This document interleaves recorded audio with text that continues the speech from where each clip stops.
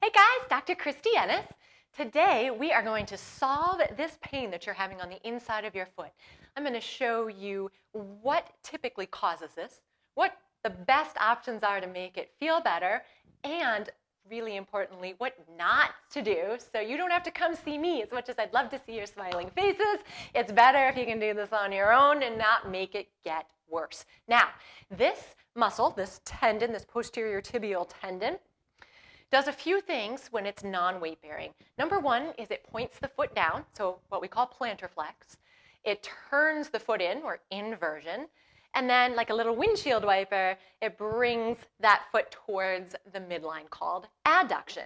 Okay? In weight bearing, I'm going to stand up so you can see me weight bearing. It is a giant arch supporter, your main arch supporter of the foot. Okay? So it's helping to keep that foot up. So that being said, anything that's going to cause this knee and this foot to buckle are going to be a problem. Now, that isn't always just flat feet. It certainly can be. And that's one of the issues that we see, is that if you do have flat feet, you'll know when you look at your foot, it looks pretty flat, right? But if you have hip weakness, especially these side butt muscles, that's going to cause that leg and that foot to collapse as well. So you don't want to just stick an orthotic in there. If these are actually the cause of your problem, if these are weak, we got to work on those first, okay? Now, anything else that's going to cause this to happen, there are several things, as a matter of fact. I see this a lot in people that are walkers and runners and do a lot of it, especially after not having done that for a period of time, like here in New Hampshire in the winter, although I try to get outside in the winter. So what happens is it just takes abuse, just like that, takes abuse. If you are running and walking on the road, it's cambered, and so it's going to constantly be at that little angle, meaning you're going to put force on it no matter what you do, unless you walk in the middle of the road, which I don't advise because I don't want you guys to get hit by any cars, or in my case, cows, okay? So you want to avoid that as well. If you stand a lot during the day, especially on concrete, another big cause of some of these issues, okay? So now you know some of the causes, you're going to figure out what the heck. How do I really know that this is the tendon? So sometimes I have people come in and think they have plantar fasciitis because this tendon actually starts kind of up in the middle here in between the fibula and the tibia in that membrane, comes all the way down around the inside of that ankle and actually goes underneath the foot, hint, hint, where the plantar fascia is, and attaching to those little toesies on the bottom.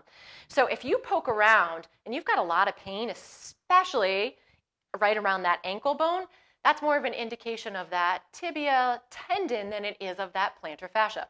I suppose you can't have both at the same time, but just be aware of that, okay? Again, if any of those motions hurt, right, that pointing down, that in, or that sliding off to the side, that's another good indication that it's that tendon that's causing you a problem. Like I said before, also, if you are standing and your knee or your foot just want to buckle in all the time, another sign that that tendon's not doing its job. And then a lot of times people will try to just shift their weight off of that side because it just doesn't feel good to stand on it.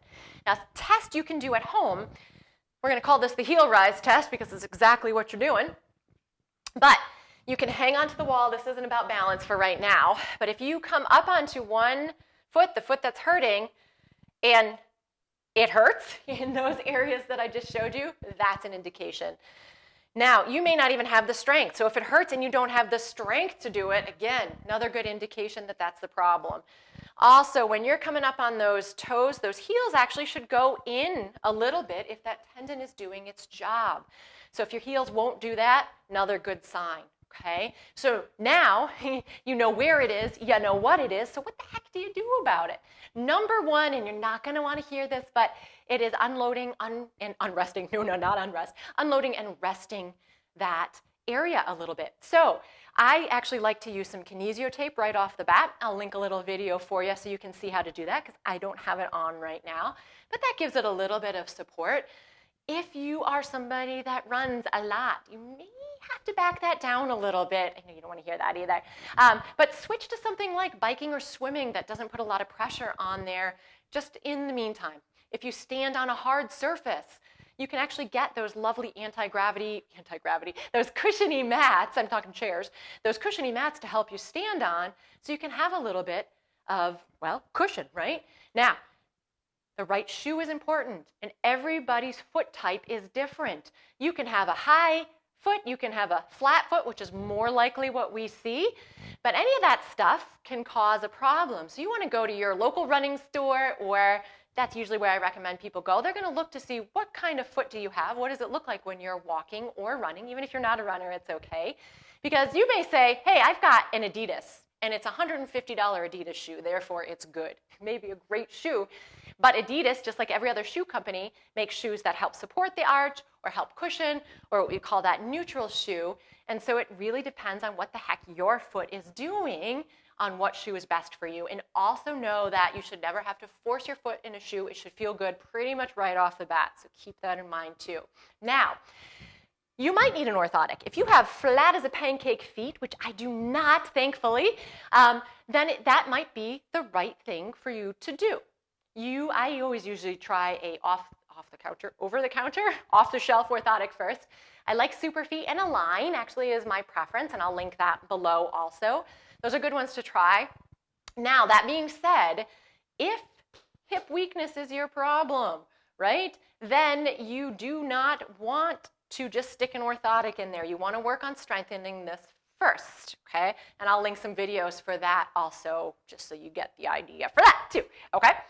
So you're unloading it, you're resting it a little bit. I like doing not deep, but gentle massage.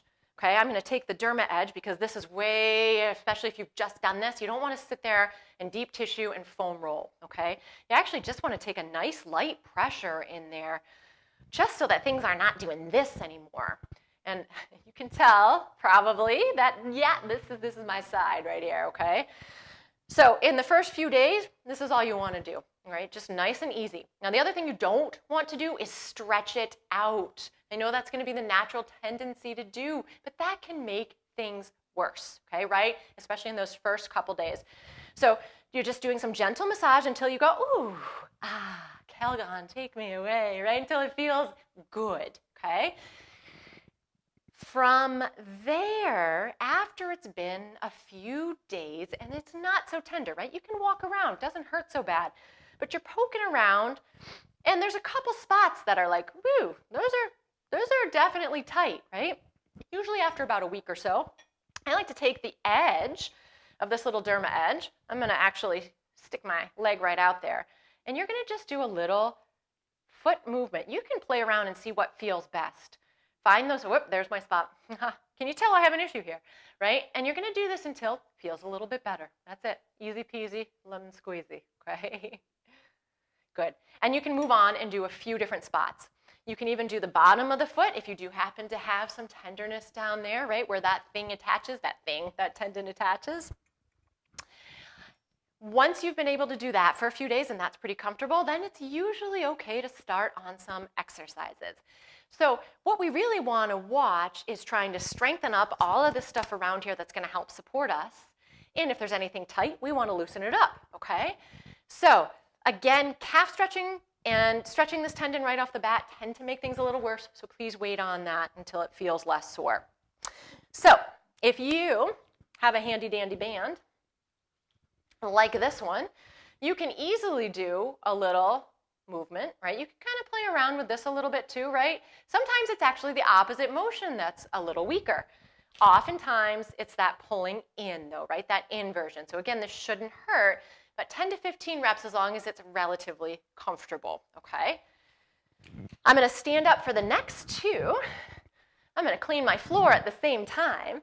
So if I take this, put my foot here, and I actually do a little slide, right? That's that adduction motion. You can do this sitting too if it's more comfortable. Again, just more to get blood flow and a little bit of strength in there at that same time. Now, from there, you can progress to actually doing some heel raises. I'm going to turn around. You can use the wall. I recommend doing it on both legs first. If you really are struggling with trying to get some of that heel motion in, you can even take a tennis ball and place it in between those feet as you come up so that you squeeze into that tennis ball when you come up. You don't necessarily have to do that, but sometimes that helps just get that tendon going a little bit more. So you'll start with 2 feet, And then you'll progress to 1 foot with control on the way back down. Don't just let yourself flop and thunk, okay? And then you need to work on some of that other stability that goes in through there, as well as that mobility through the ankle. So some balance ones you actually want to start with. You're either going to go into a tandem stance or what we call a staggered stance, depending on where you can keep control. That ankle's going to want to move around. Let it work to try to stabilize you, okay? So it doesn't have to be like, oh, I have to be right here. We want that to work, and you want it to be as controlled as possible. From here, you can move on to that single leg stance, okay? Even just like when you're brushing your teeth or things like that. Thinking about trying to lift that arch just a touch if you can. To make it even harder, we can go right into that single leg deadlift. So now we're actually going to stretch out that calf and work on strengthening the whole back of that leg. Okay, 10 to 15 reps of these also. And then to really get the whole stability of the ankle, I'm going to face you this way. If we do little tiny partial bend in that leg, little taps out to the side, now my foot has to work in multiple planes. Again, this is not until things are feeling a lot better, okay? And then lastly, if that ankle tends to be tight, which mine is after having lovely injuries, to get a little bit of, sorry, I'll show you the correct ankle, to get a little bit of mobility in through there, one of the ones I like to do is just this little heel slide. Yes, my knee is going over my toe, but I'm really trying to get that mobility in through the ankle. So it's okay if it does it for a little bit of time. Unless it bothers your knee, then please don't do that. I will link another video that shows some band exercises too to work on that mobility. Don't be like me. Try to be nice and straight. So there you have it. What it is, what to do, what not to do. And if you liked this video today, please leave me a comment, click that thumbs up button, and subscribe. Thanks, guys.